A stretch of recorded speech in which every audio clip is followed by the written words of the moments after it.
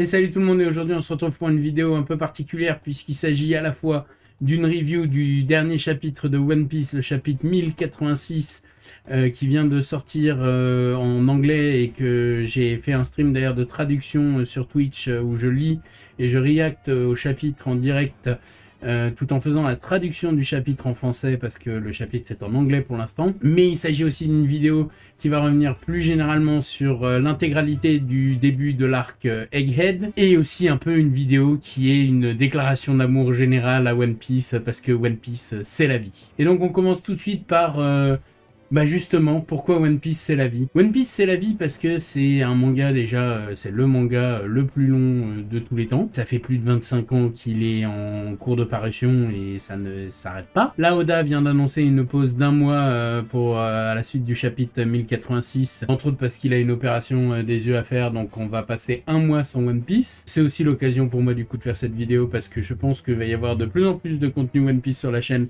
parce que je suis fan. Parce qu'on arrive à la dernière ligne droite de One Piece, c'est le dernier, pas arc, mais c'est la dernière saga, qui, selon les gens, va être composée de 2 ou 3 arcs, voire 4 maximum. Franchement, moi personnellement, One Piece, c'est mon manga préféré. Le manga qui m'a redonné envie de regarder des mangas, de lire des mangas, etc. Parce qu'en tant que vieux de la vieille, moi, à la base, j'ai grandi avec Dragon Ball. Comme certains parmi nous, et que en fait One Piece ça a plus ou moins commencé à peu près à la période où Dragon Ball s'arrêtait, et j'avais eu un peu un peu comme ça une lubie de me dire que oui, j'étais jeune à l'époque, One Piece ça va remplacer Dragon Ball, donc j'avais un peu boycotté entre guillemets le manga à l'époque à sa sortie, et j'ai découvert qu'il y a une dizaine, un peu plus de 10 ans, One Piece. Je pense que j'ai commencé, le manga devait en être plus ou moins à peu près à la coupure des 2 ans. Enfin, en tout cas, quand j'ai découvert l'animé, d'abord, j'étais chez un pote il y avait l'animé qui passait en fond, et j'ai fait, mais en fait, ça a l'air pas mal du tout, One Piece. Et du coup, je me suis lancé, je me suis retapé l'animé, je crois d'ailleurs, à l'époque où je me suis pas dit, je vais reprendre le manga depuis le début, ça sera plus simple. Non, je me suis tapé l'animé avec toutes les longueurs qu'il peut y avoir. Alors c'est particulier parce que One Piece, il n'y a pas vraiment de dark filler, il y en a un ou deux. C'est surtout des fillers un peu à la Dragon Ball, c'est-à-dire des fillers qui font traîner l'action en longueur, qui font durer plus longtemps l'action que dans le manga, etc. Ce qui est, il y a du pour et du moins, du bon et du moins bon dans les deux choix, hein. Il y en a qui se plaignent des arcs fillers de Naruto parce que c'est vrai qu'il y en a certains qui sont particulièrement indigeste. Après, bon, c'est quand même plus intéressant d'avoir du nouveau matériel que d'avoir des scènes redites et re-redites entrecalées par rapport aux scènes du manga. Toujours est-il que j'ai totalement adhéré à One Piece, j'ai adoré, j'ai surkiffé, notamment pour son côté, j'ai envie de dire entre guillemets, même si j'attends de le voir à la fin du manga pour voir si je peux vraiment dire ça, un peu anarchiste en tout cas du personnage principal, qui est en mode dès que je vois une injustice, je réagis. Je fais tomber le dirigeant en général qui oppresse son peuple, etc. Et sans chercher en plus particulièrement à intervenir. C'est-à-dire que Luffy, c'est vraiment genre un peu l'innocent, entre guillemets, le gentil, brave, un peu bête, innocent, qui juste voit une injustice lui arriver devant la gueule et qui peut pas s'empêcher d'intervenir. Je pense que si je dis Sabaody, tout le monde saura de quoi je parle. Je pense que c'est un des meilleurs exemples pour décrire Luffy. Toujours est-il que du coup j'ai adoré, et ça fait un moment déjà que je me tâte à faire du contenu One Piece parce que apparemment il y a une vraie communauté One Piece, et moi en fait dans mon entourage il n'y a pas tant de gens de ça qui suivent et qui connaissent One Piece, donc en fait j'ai pas forcément toujours l'occasion d'en parler beaucoup autour de moi, etc. Donc justement je me disais c'est l'occasion de faire du contenu One Piece, de pouvoir en discuter un peu plus, etc. Et du coup là vraiment l'arc Egghead, J'ai mis un peu de temps à me décider, mais vraiment c'est le truc qui me motivait de plus en plus à faire du contenu One Piece. Et donc je pense qu'il y aura de plus en plus de contenu One Piece sur la chaîne. Et on commence donc avec cette vidéo où maintenant je vais vous parler un peu de tout ce qui s'est passé là avec Egghead. Surtout que donc comme je le disais là, le chapitre 1086 vient de sortir et il y a un break d'un mois, de plus d'un mois de Oda. Donc du coup je vais avoir l'occasion je pense de ressortir quelques vidéos, peut-être vous faire une tier list de mes arcs. Et puis je vous préviens, il y a des trucs que je comprends pas dans la communauté, genre Skypiea a été pendant très longtemps un arc sous-coté, et en fait moi avant même qu'il redevienne en honneur de sainteté un peu plus là avec les événements récents et les révélations qui montrent que en fait cet arc était beaucoup plus important que les gens ne le pensaient dans l'intégralité de One Piece. Moi, ça a toujours été un de mes arcs préférés, donc voilà, hein, vous êtes prévenus, j'ai des goûts particuliers. Alors, donc, pour parler un peu de, maintenant, de Egghead, du dernier arc, qui en est à peu près, enfin, je sais pas, hein, on va dire, en tout cas, on en est à la première partie, sans savoir si c'est la moitié, mais là, vu qu'il va y avoir un break de 1 mois et demi, et qu'on vient de se taper une petite dizaine de chapitres absolument incroyable. J'avais vraiment envie de faire un peu un retour sur Egghead. Ça a commencé sur les chapeaux de roue, ne serait-ce que le tout début avec la façon dont chaque membre de la pire génération entre Kid, Law et Luffy décide de plus ou moins la courte paille, de savoir qui va partir où. Enfin, c'était très drôle dès le début. Et en fait, l'arc a démarré sur les chapeaux de roue et ça ne s'est pas arrêté. C'est-à-dire que on a l'introduction de Vegapunk quasiment tout de suite. On a d'abord Bonnie qui apparaît en on ne sait où, on ne sait comment, de façon très fortuite. On a donc l'apparition d'un premier Vegapunk, mais qui n'est pas vraiment Vegapunk, qui a un numéro 2. On est là, mais qu'est-ce qui se passe? Quoi? Vegapunk numéro 2?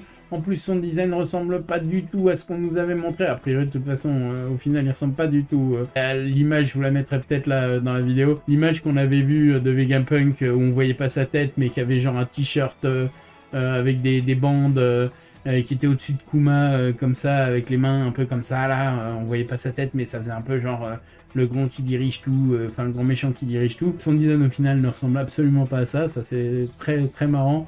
C'est un peu... Oda a l'habitude de faire ça, hein. On en reparlera là quand on va parler du chapitre 1086 et par rapport aux ombres qu'il nous a montré dans le 1084 ou 1083 ou 1084 ou 1085, je sais plus, mais vous voyez très bien de quoi je parle. De toute façon, on va reparler dans la suite de la vidéo. Mais donc du coup, on a donc l'introduction du Vegapunk numéro 2, l'introduction en fait des multiples Vegapunk, des multiples corps de Vegapunk, puis du vrai Vegapunk.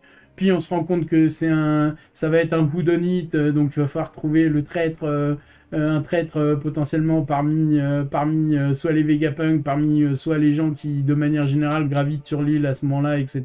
Jusqu'à la culmination entre guillemets avec la révélation de qui est le traître. Alors je préviens, ça va être une vidéo entre guillemets spoilers, hein. Vous faites mieux à partir de maintenant d'avoir lu les chapitres au fur et à mesure dont je vais parler, parce que je vais en parler. Donc la révélation que c'est un des corps de Vegapunk qui est le traître, de savoir pourquoi c'est lui le traître, qu'il veut devenir un dragon céleste, etc. Et en plus, on a ça, et puis paf, ça coupe, et on passe sur un flashback, sur une série de flashbacks qui nous montre l'avancée de plusieurs personnages dans l'univers de One Piece, plus ou moins en même temps, puis après on a des flashbacks de la rêverie, tout ça, enfin, ça coupe d'un seul coup au moment où on a la révélation de traître. Ça c'est aussi Yoda là-dessus. Le don pour... Déjà, il a Vegapunk qui nous parle de sa théorie sur les fruits du démon, donc on se dit, ouais, on va avoir max d'infos sur les fruits du démon, et en fait, non, genre juste, Vegapunk a une théorie sur les fruits du démon, il nous l'expose, très bien, ok, on sait pas si c'est la vérité, c'est pas grave, voilà, faites-en ce que vous voulez. Ok. Ensuite, révélation du tueur, bim, enfin du traître, pardon, n'importe quoi, bim, on coupe, et on passe à... alors, j'ai plus relu les chapitres exactement, hein, mais on a les aventures de Law et Barbe Noire. Donc on a un chapitre où on voit Law contre Barbe Noire, le début du combat entre guillemets. Ensuite on passe à Kid versus Shanks, et là On a ni plus ni moins que la fin de Kid, quoi. Enfin, la fin présupposée, hein. A priori, il y a moyen qu'ils reviennent.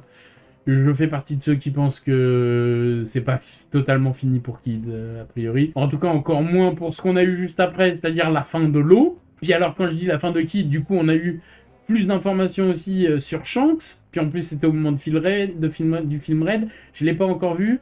Je sais certaines choses je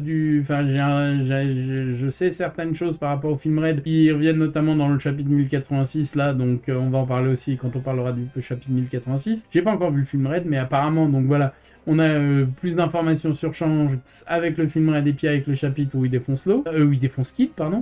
Ensuite, on a donc l'eau qui se fait défoncer par Barbe Noire. Puis on passe à Sabo qui revient parce qu'on savait pas ce qui lui était arrivé depuis l'incident de Lulusia. On a Sabo qui revient enfin voir Dragon et Ivankov, l'armée des révolutionnaires.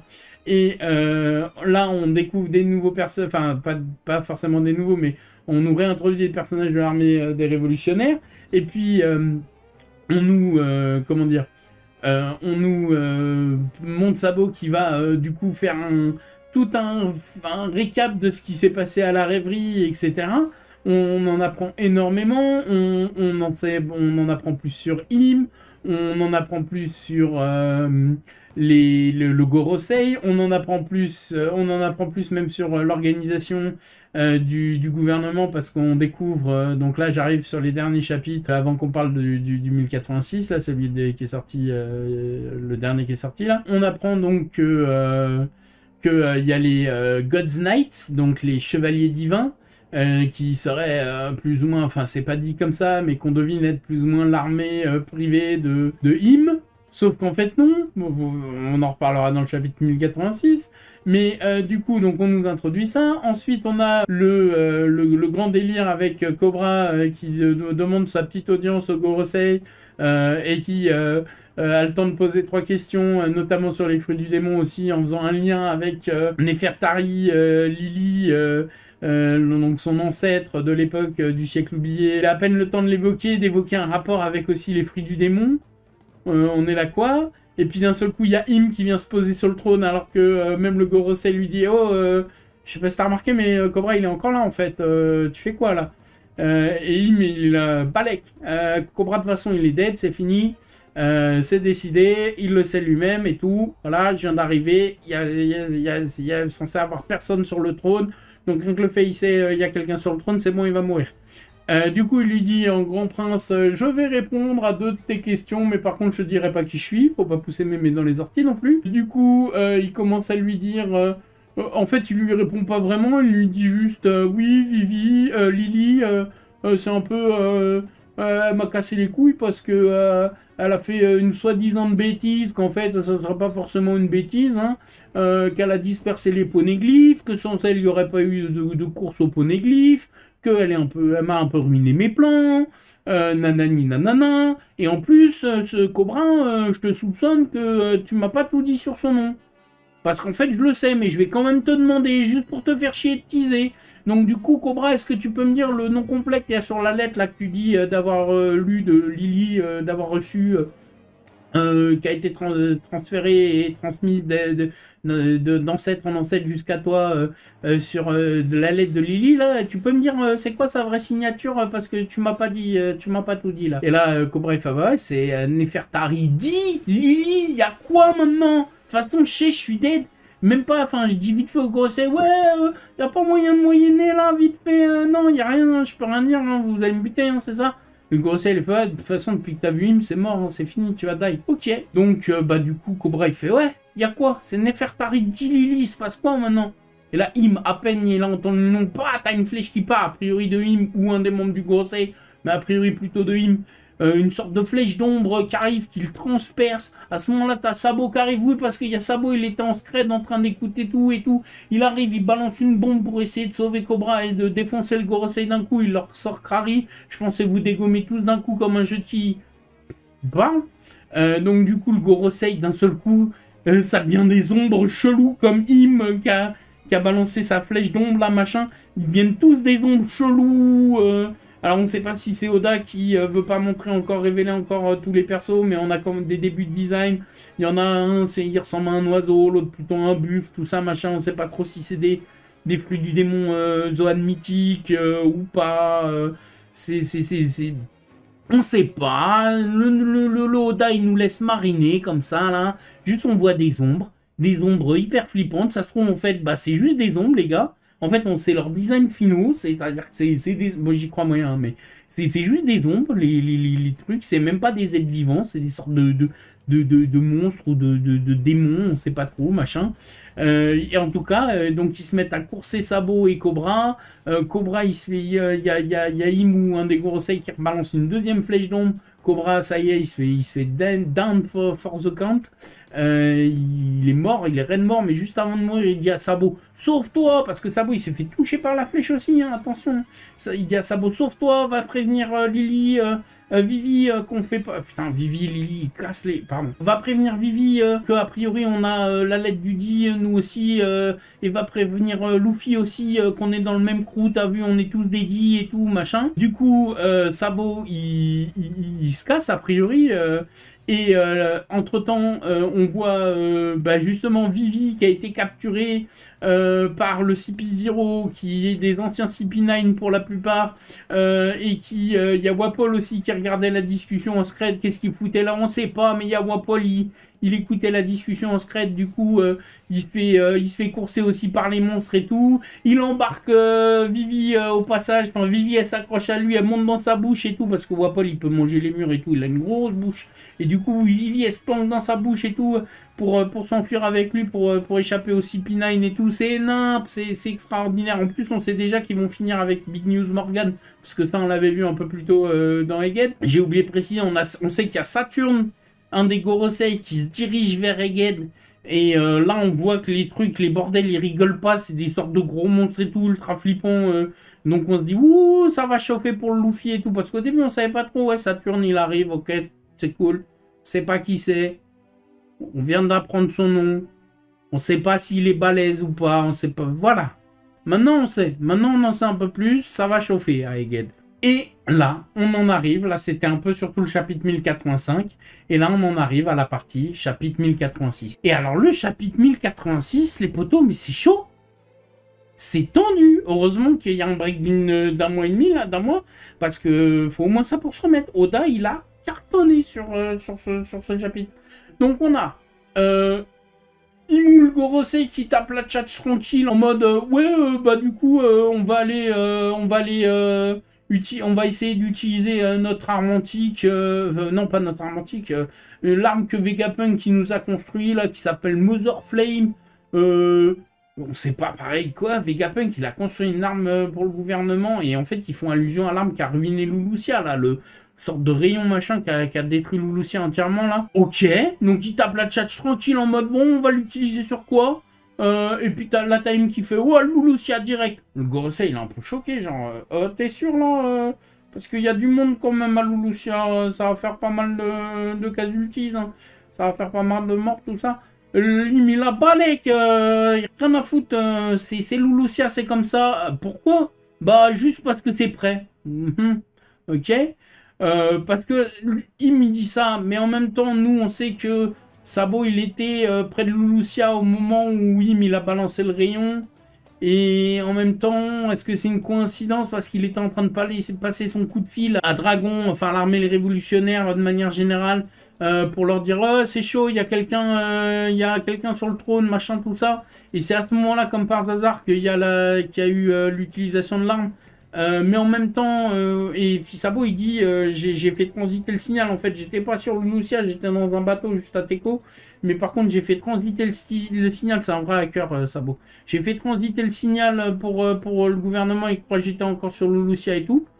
Donc Sabo il a l'air de sous-entendre que le rayon c'était pas un hasard, alors que là, bah, il a l'air plutôt de dire que bah, le rayon c'est juste Lulusia, c'est prêt, voilà. Après, c'est vrai que cette scène, maintenant que j'y pense, c'est pas dit qu'elle ait lieu tout de suite après l'histoire qui s'est passée avec Sabo, c'est plus tard. Donc en fait, ça se trouve, il sait Il sait qu'il y a Sabo près de Lulusia ou sur Lulusia. Il a peut-être même interféré. Oui, il a probablement entendu l'appel et tout. C'est pour ça il dit on va l'utiliser sur Lulusia. Et là, en fait, dans cette discussion, on a Oda qui nous présente juste les cinq anciens. Ils nous donnent tout leur blaze. Ils nous donnent toutes leurs enfin, ils ont tous un nom qui a un rapport avec une planète. Donc on a Saturne, Neptune, Vénus, Jupiter et Mars. Donc on les a... il y en a peut-être un, Neptune, je sais plus, c'est Narmantique. C'est compliqué de suivre avec Oda. Mais en gros, vous avez compris, on a les 5 noms. Et on a leur... comment dire, on a leur fonction à chacun. D'ailleurs, je vais vous les donner un par un. On a donc celui qui a un chapeau et des cheveux blancs qui partent sur les côtés comme ça et une barbe blanche. Un peu classique quoi, qui s'appelle Senji Garcia Saturne, c'est celui qu'on avait déjà vu se diriger vers Hegel, et lui c'est le dieu guerrier de la défense et de la science. En anglais c'est Defense Science Warrior God, donc c'est compliqué de savoir si c'est de la défense et de la science, ou de la science de la défense, ou de la défense de la science, mais en tout cas voilà. On a celui qui est tout grand, tout maigre, avec les longs cheveux longs et puis les longues staches de barbe très longues. Lui il s'appelle Saint Marcus Mars et c'est le dieu guerrier de l'environnement, Environmental Warrior God, avec ce magnifique accent. Donc là, peut-être un jeu de mots avec Marky Marx, on sait pas parce que Jay Garcia, a priori, il y a des jeux de mots avec des chanteurs, je sais pas trop quoi, j'ai pas fait des recherches poussées, hein, mais j'ai entendu des trucs. Et là, Marcus Mars, je sais pas, Mikey Marx, c'est le nom de, comment il s'appelle, l'acteur là, Mark Wahlberg, qui avait un nom de rappeur à l'époque, je sais pas trop quoi. Plus sérieusement, ça peut peut-être faire référence plus, je sais pas, là je pense à Thelonious Monk ou je sais pas, des musiciens de jazz comme ça, ou des trucs comme ça, je sais pas trop. Il va y avoir plein de théories et plein de gens qui vont vous trouver des trucs dans les semaines à venir là. Avec la pause d'un mois, de toute façon, les gens vont s'en donner à cœur joie, surtout vu les révélations qu'on vient d'avoir. Le troisième, celui qui ressemble à Gorbatchev avec une tache devant là sur le front.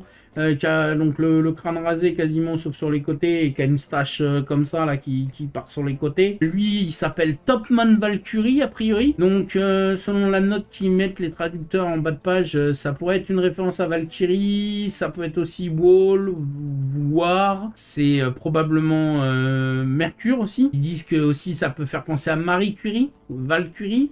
Donc voilà. En tout cas, et même Marie Curie, ça ressemble à Mercure aussi. Et lui, c'est le dieu guerrier de la justice, rien que ça. Ensuite, on a celui qui a une épée qui ressemble un peu à un samouraï. Il y en a qui disent qu'il ressemble à Gandhi. En tout cas, c'est celui qui a une épée, quoi. Lui, il s'appelle Ethan Baron Venus Juro.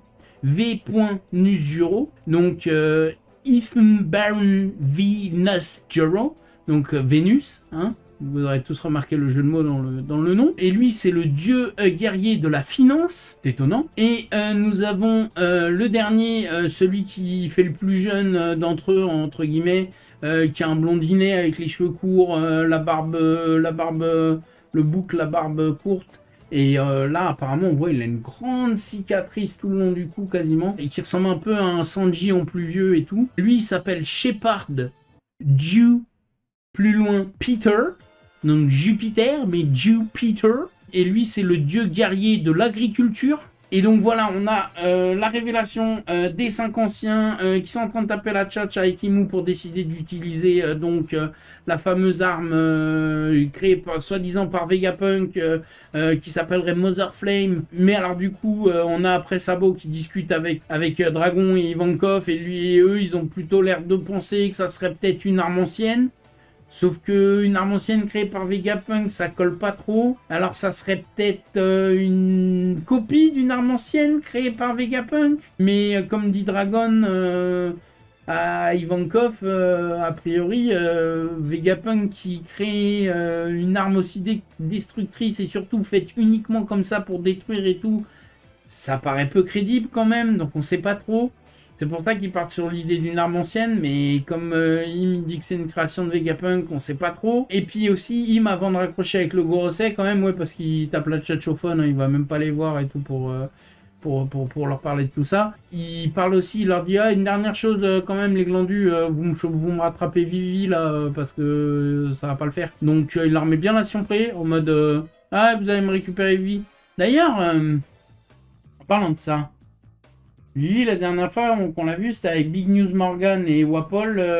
D'ailleurs, le chapitre là 1086 fait le lien. On voit Vivi et Wapol qui sont planqués dans un bateau d'un royaume pour se barrer de la rêverie. Et ils appellent en scred Big News Morgan qui leur dit « Ok, moi avec mon bateau volant, je vais voler au-dessus du bateau. Comme ça, vous allez essayer de me rejoindre et tout. » A priori, ils ont réussi puisqu'on les a vus.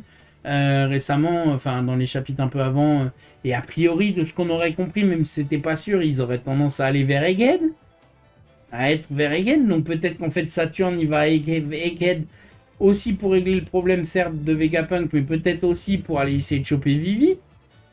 C'est une possibilité. Bref, on sait pas, mais c'est tendu. D'ailleurs le narrateur nous dit là... l'armée, enfin la marine, ils ont affaire de tous les côtés entre le démantèlement des 7 Shichibukai et le fait qu'il y a plein de nations et d'alliés de ces nations qui commencent à se rebeller et tout. Ils savent plus où donner de la tête, la marine, ils sont du père. Et en plus, on voit là, ça y est, ils décident de lancer... de déployer les séraphins. Ah bah tiens d'ailleurs, je ne l'avais pas mentionné quand on parlait des précédents chapitres là, de Egghead, il y a eu tout le délire avec Barbe Noire et le séraphin et la bataille avec les séraphins et tout. Et on voit notamment le séraphin de Doflamingo et un séraphin là, j'arrive plus à savoir à qui il ressemble, je sais qu'il ressemble à quelqu'un. C'est pas Jimbei, c'est pas je me demande si c'est le séraphin de Moria. Je pense que c'est le séraphin de Moria. Il y a des chances. Donc on voit donc le séraphin de Doflamingo, lui il est reconnaissable entre mille. Un séraphin qui a priori serait celui de Moria, pardon. Moira c'est dans Overwatch. Et un séraphin qu'on avait vu justement avec Blackbeard là, avec Barbe Noire, mais je sais plus, je sais plus si c'est celui de Mihawk. Mais je sais pas, il a pas les mêmes cheveux, donc ça me paraît bizarre. Mais je crois que c'était celui de Mihawk. Je sais plus, enfin voilà, on l'avait vu se combattre à l'épée contre Barbe Noire dans les précédents chapitres, vous voyez duquel je parle. Je pense que vous savez mieux que moi d'ailleurs lequel c'est. Moi j'ai un peu des trous parfois. Bref, tout ça pour dire que on apprend aussi un truc de ouf. Il y a Ivankov qui lâche comme ça, au dépoté. Wesh, en fait... il y a on le savait déjà, hein, qu'il y avait Cobra qui avait dit dans le chapitre précédent, 1085, qu'il y avait un des 20 souverains là qu'on crée le monde après le siècle oublié, qui s'appelait Imu. Bah là carrément Ivankov il lâche tranquille, ouais, sans Imu de la maison Nerona. Donc a priori on sait de quelle maison Imu il vient.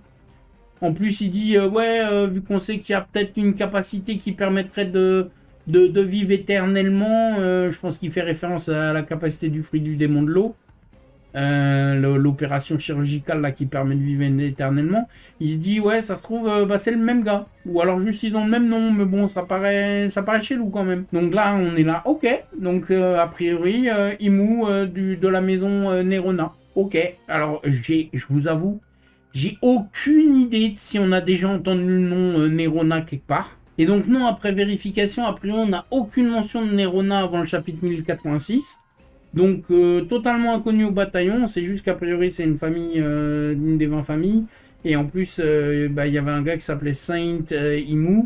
Donc a priori, clairement, c'était un des dragons célestes, voilà. Enfin, en tout cas, c'était un des familles qui allaient devenir les dragons célestes. Mais c'est absolument tout ce qu'on sait. Donc, merci Oda, là. Petit teaser, là, pendant un mois. Les gens ils vont pouvoir se poser plein de questions sur c'est qui cette famille, c'est quoi cette famille, machin. Surtout que, et on en arrive au dernier point, c'est pas la seule famille, là, qu'on nous évoque. Parce que juste à la fin, là, du chapitre, on apprend qu'il y a un guerrier, un dragon céleste qui a été condamné à se faire buter, à se faire exécuter. Et on apprend que ce dragon céleste qui est condamné à se faire exécuter, c'est parce qu'il a défendu des hommes poissons. Donc en fait, bah, c'est le dragon céleste Sendorirote Mjosgard, qu'on a déjà vu de vite fait une ou deux fois avant. Notamment dans un des chapitres juste avant, là, quand il semblait défendre plus ou moins Shirahoshi. Et en tout cas, se plaindre entre guillemets de l'attitude de l'autre dragon céleste infâme là qui voulait choper Shirahoshi. Et surtout, c'est pas le plus important. On a la mention de qui va être son juge et peut-être son exécutionneur, mais en tout cas qui a été son juge, qui est un ancien roi du pays connu sous le nom de God Valley, rien que ça. Donc le juge de Don Quirote Mjosgard, c'est un ancien roi de God Valley. God Valley, Québec, le combat avec Barbe Blanche, Garde, tout ça.